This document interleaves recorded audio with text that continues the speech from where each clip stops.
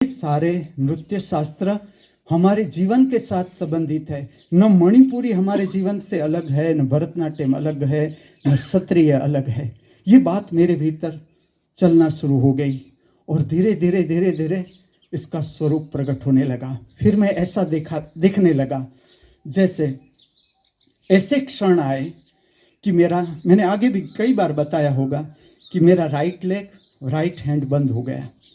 मैंने अनेक कलाकारों को मैं मिलता रहा, नृत्यकारों को, कि जिसका पिछला जीवन है तो नृत्य बंद हो गया क्योंकि शरीर ऐसा हो गया, रीढ़ ऐसी हो गई, घुटने ऐसे हो गए। तो मुझे लगा क्या नृत्य ऐसा होता है कि शरीर सक्षम न रहे तो नृत्य बंद हो जाता है। तो जब मेरा पैर काम नहीं कर सकता था, मैं टॉयलेट बाथरूम घिसट कर जाता था, किसी की मदद नहीं लेता था, घसीट के जाता था। लेकिन ये मेरे भीतर नृत्य की गहराई और बढ़ गई। मेरे ध्यान पर आने लगा जो नृत्य का मुख्य अंग है शरीर नहीं, भाव शरीर मुख्य है। हृदय से नृत्य प्रकट होता है तो भाव शरीर इसका मुख्य अंग है। और कोई भी हालत हो, आप देखना, शरीर की कोई भी हालत हो, इसमें नृत्य प्रकट किया जा सकता है। क्योंकि मेरा पैर ऐसा हो गया जैसे कि भरतनाट्यम का एक स्टेप है, तयुम तत्ता तयुम ता। अब उसमें पैर धरती पे रखना है, इस तरह से झरक देना है पैर को, पूरे जोर से उसे धरती पर डालना है पैर को। अगर मैं ऐसा करने जाऊं तो मेरे घुटना दूसरा स्टेप कर ना सके। तो मुझे अंदर से ऐसा लगने लगा कि ये सारे स्टेप्स मेरे लिए मुझे बदलना है। सारे के सारे जो नृत्य शास्त्र के मेरे लिए जो नृत्य है, क्योंकि अब तो इस तरह से मेरे पैर काम नहीं करते, तो मुझे इसकी अभिव्यक्ति के लिए सारे स्टेप्स की जो रीत है उसको बदलना पड़ेगा। और आप देखते हो कि एक महीना करीब हो गया जिसमें मैं आपके समक्ष कंटिन्यू नृत्य प्रकट करने जा रहा हूँ। इसमें मैंने अपना शरीर किस तरह से काम कर रहा है उस तरह से मैंने स्टेप्स को स्वरूप में देने लगा। विस्तृत मैं आपको बताता जा रहा हूँ प्रत्येक दिन। मेरे अंदर से जो ये बात आने लगी कि गुजरात में ये समन्वय, जिसे मैं नाम देता हूँ मेरे ही नाम से, हिमांशु नाट्यम, यहाँ से शुरू कर देता हूँ, कि जिसमें मेरा नृत्य का लगाव ऐसा नहीं कि मुझे वेस्टर्न नृत्य से कोई नफरत है या चाइनीज़ नृत्य से कोई नफरत है, ये भी मुझे इतने ही प्रिय है। लेकिन जो भारतीय शास्त्रीय नृत्य का लक्ष्य है वो मुझे बहुत प्रिय है, कि उसका लक्ष्य है परमात्मा की प्राप्ति। और जब मैं छोटा था, हर कला, जब मेरा पिता का अवसान हुआ तो मेरे सामने, तभी मैं कला में ही रत था, संगीत में, नृत्य में, कलाओं में मेरा जी था। लेकिन पिता की मृत्यु होने के बाद मेरा दर्शन बदल गया। मुझे लगने लगा कि इस कला का कोई मतलब नहीं जहाँ पर मृत्यु की पहुँच आ जाए, और जहाँ पर मृत्यु की पहुँच है वहाँ हताशा, निराशा, भय, चिंता होगा ही। तो कैसे हम कह सकते हैं सा विद्या या विमुक्त है, या सा कला या विमुक्त है। कला या विद्या का अर्थ ही वही कि जो मृत्यु के भय से छुड़ाए, मृत्यु से ऊपर उठाए, तो ही हम दुख, पीड़ा, संताप, हताशा, निराशा से ऊपर उठ सकते हैं। तो मेरा दृष्टिकोण बदलने लगा कला के प्रति, कि कला, चाहे मैं चित्र बनाऊं, चाहे मैं गाना गाऊं, चाहे शिल्प करूं, लेकिन इसका लक्ष्य, अंतिम लक्ष्य परमात्मा है।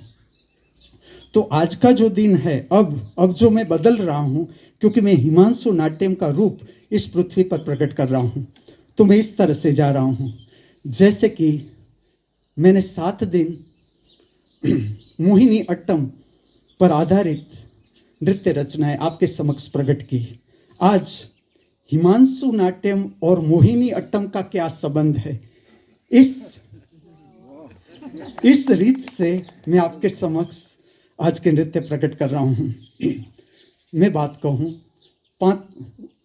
जैसे 60 इयर्स इज रनिंग, 60 रनिंग, मेरा अभी शरीर की उम्र आज से करीबन 35 साल पहले, 35 इयर्स बिफोर, मैं एक काम कर रहा था नृत्य पर। इसमें नृत्य की गति पर काम कर रहा था, जैसे कि मैक्सिमम गति, कि कोई भी एक स्टेप है तो कितना मैं मैक्सिमम लिख सकता हूँ। और मेरा अंदर से ऐसा था कि देखने वाला को पैर दिखना ही नहीं चाहिए, इतनी फास्ट, क्योंकि तांडव मेरा प्रिय नृत्य था। जब नृत्य का साक्षात्कार हुआ तो मैंने देखा तांडव मुझसे पहले प्रकट हो गया। तांडव, जहाँ से सारे नृत्य प्रकट होते हैं, वो पहला नृत्य है तांडव। तो स्पीड पर मेरा पहला लक्ष्य था। जहाँ जहाँ मैं बहिर्गामी रूप नृत्य का समझने के लिए क्लास में गया, तो वहाँ जो कुछ भी वो सिखाते थे, जैसे कि सिखा रहे हैं तैहा तैही तैहा तैही, तो मैं मैक्सिमम स्पीड पकड़ने की ट्राई करता था कि वो बोले उससे भी मेरी स्पीड आगे हो जानी चाहिए। इतनी स्पीड पर काम किया। इसमें से क्या हुआ, मैं आपको परिणाम बताता हूँ। धीरे धीरे मुझे ऐसे लगने लगा जैसे ये मैक्सिमम स्पीड है, तो नृत्य की मिनिमम स्पीड क्या हो सकती है। मेरा मुख बदलने लगा, रुख। तो मैं पीछे लौटने लगा कि धीरे धीरे शांत नृत्य किस तरह से प्रकट किए जाते हैं। तो मेरे ध्यान में आया लास्य नृत्य, इसे कहते हैं शांत नृत्य। तो मैं खोजने लगा कि ऐसा कोई संगीत मिल सकता है जिसमें लास्य नृत्य प्रकट किए जा सके। अब मैं जो समय की बात कर रहा हूँ उसमें इंटरनेट अवेलेबल नहीं था, कि आज तो मैं देखता हूँ कुछ मुश्किल नहीं, तुम एक स्विच दबाओ, अनेक प्रकार के कलाकारों के सब कुछ, हर कोई इंफॉर्मेशन तुम्हारे आगे आ जाती है।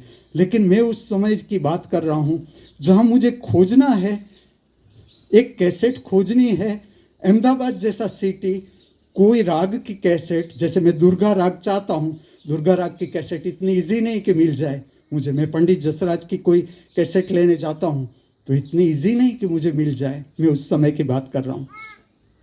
अब तब क्या हुआ, मेरे भीतर जो कुछ पात्र ऐसे थे, चल रहे थे, जैसे कि दुष्यंत, शकुंतला, उसको अभिव्यक्त करना है नृत्य, क्योंकि ये सारे पात्र मुझे ऐसे छूने लगे। मैंने कुछ ऐसे प्राचीन चित्र देखे भारत के जिसमें शकुंतला का श्रृंगार दिखाया गया है। आज भी मेरे आंख के समक्ष वो चित्र है। धीरे धीरे उस श्रृंगार को भी मैं प्रकट करूंगा, लेकिन ये जो मैंने देखा चित्र में, ये श्रृंगार, ये अभिव्यक्ति, तो मुझे लगा कि ये जो है जैसे दुष्यंत शकुंतला का मिलन है, शकुंतला का जो दुष्यंत का विरह की भावना है, उसको किस तरह से नृत्य में अभिव्यक्त की जा सकती है। और ये सारे जो भाव है, ये लास्य नृत्य के भाव है, शांत नृत्य के भाव।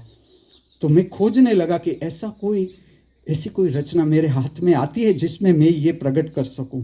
अब उस समय ऐसा था कि समझ लो को फिल्म का गाना हो, फिल्म का गाना, तो उसकी भी कैसेट अवेलेबल नहीं। तो मैं क्या करता था, एक लाइन है, आज के ऐसे 3 गीत प्रकट कर रहा हूँ जिसने मुझे जोड़ा मोहिनी अट्टम से और ताइची नृत्य, चाइनीज नृत्य ताइची से जोड़ा, दोनों लास्य नृत्य भीतर से। ये तीनों नृत्य मैं आज आपके समक्ष प्रकट कर रहा हूँ कि एक समय ऐसा था कि मैं पहली ही लाइन जानता हूँ, दूसरी लाइन क्या है मुझे पता ही नहीं, तो मैं ही गुनगुनाता था और मैं स्टेप रखता था।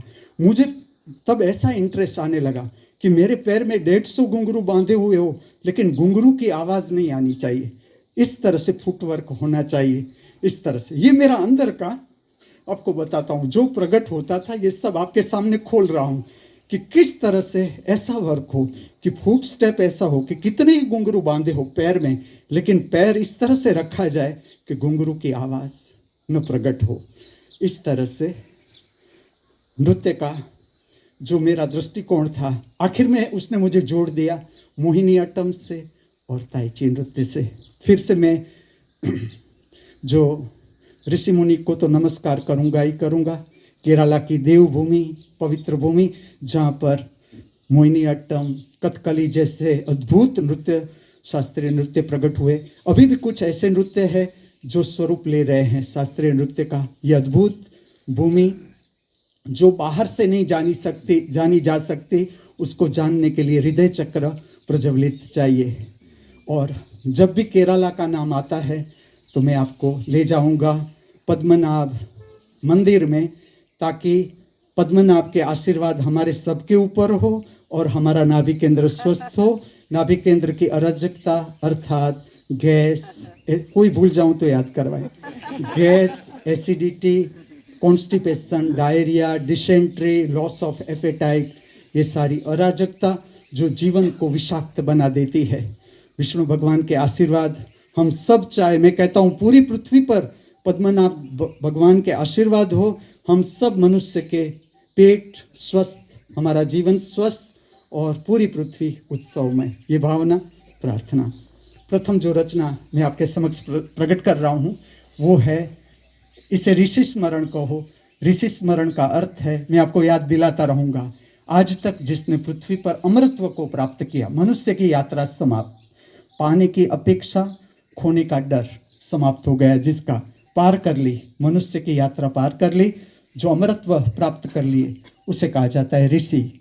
इसे आप ऋषि स्मरण कहो या समष्टि के साथ एक होने की भावना कहो, प्रार्थना कहो, तो ये भी कह सकते हो।